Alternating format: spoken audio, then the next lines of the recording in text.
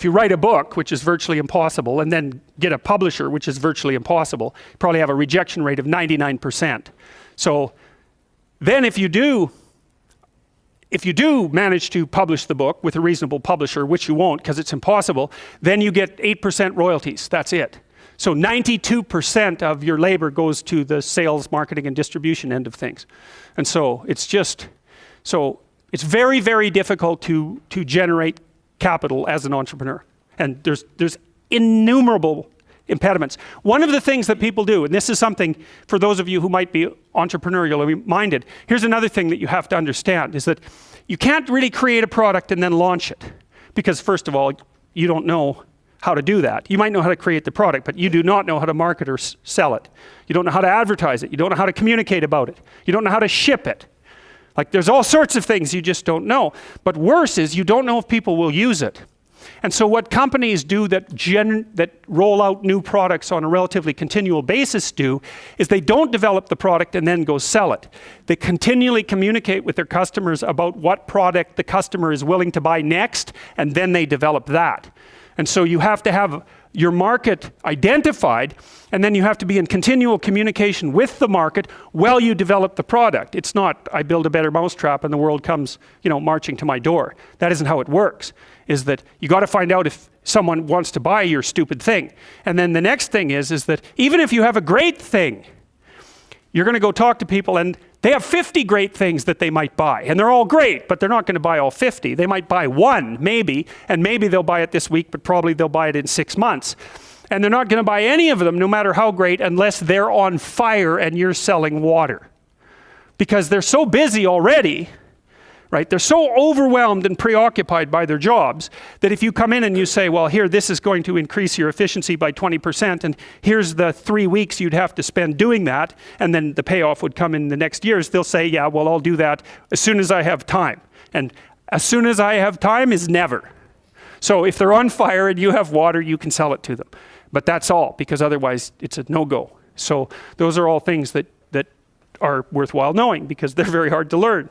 And very comically, I mean, if you would have told me when I first started developing these tests that one of the reasons corporations wouldn't buy them was because they worked, that I would have just thought, really? I mean, come on, really? That's really the reason? It's like, yeah, that's the reason.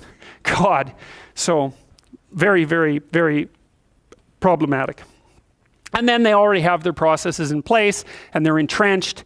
And then the next problem is, you haven't got any customers. I think I told you that before. You don't have any customers and you show them the statistics, but they can't understand the statistics. And they also have 200 other people selling them things, and 50 of them are crooks. So they're just lying about what they're doing, and they can't tell the difference between the liars and the people who are telling the truth. And so they can't understand the statistics for themselves, and they can't verify them anyways. So what they ask you is, who else is using it? And if the answer is, well, everybody, then you don't even have to do the sale because you're already rich.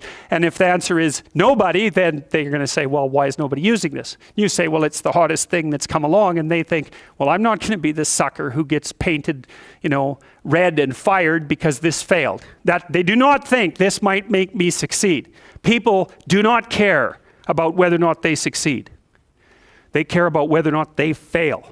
And so that's another thing, is that if you're marketing something and you can say, this will stop you from being identified as a failure, then people might be happy about that. But if you say, this will really help you succeed, it's like, no, I don't want to succeed. I just don't want to fail. I don't want to succeed. I just want to be invisible and be left alone. And if you're looking for people's fundamental motivation, that's it. They want to be invisible, and they want to be left alone. I tell you the zebra story? Any of you know that story? Okay, I'll tell you this zebra story. Stop me if I've told it to you before. This tells you everything you need to know about human beings. So it's worth knowing. Okay, so zebras have stripes, and people say, well, that's for camouflage. And then you think about that for 2 seconds, and you think, that's a really stupid theory, because lions are camouflaged, and they're like golden like the grass. And zebras are black and white, so you can see a zebra 5 miles away. It's like, there's a zebra, it's black and white. So the whole camouflage thing, that's just not working out so well as a hypothesis. Okay, so biologists go and they decide to take a look at some zebras. And so they're looking at a zebra on the herd, because there's no zebra, right? Just like there's no fish. There are schools of fish and there are herds of zebras. There isn't a fish. This is why I think the cod aren't coming back. There are no cod. There are massive 100-mile-long schools of cod, 10 stories deep, 20 million years old. You wipe out the school, you don't just get to throw a cod in the water and say, well, you know, off you go. It's like, well, where's my city? It's like launching you in the middle of a field. It's like, well, go out there and reproduce. It's like, no, that's not going to happen, you know?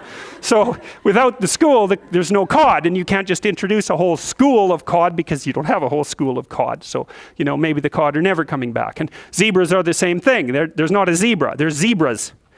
And so you're looking at the zebras, trying to study a zebra, and you look at the zebra and you make some notes and you look up and you think, oh, Christ, which zebra was I looking at? And the answer to that is you don't know, because the camouflage is against the herd. And the black and white stripes. There's a variety of reasons for the stripes. Flies also seem not to like the stripes, but you know, usually things evolve for multiple reasons. But anyways, it's very difficult to parse out a zebra against the herd. You look down, you look up, it's like, uh-oh, all those damn zebras look the same. Yes, the camouflage is effective, but it's against the herd. All right, so then you think, well, we better identify a zebra so we can see what he's up to. So then you take your Jeep, and a can of red paint and a stick with a rag on the end of it, and you drive up to the zebras and you paint their haunch red a little bit, put a nice red dot on their haunch, or maybe clip their ear with a cattle clip.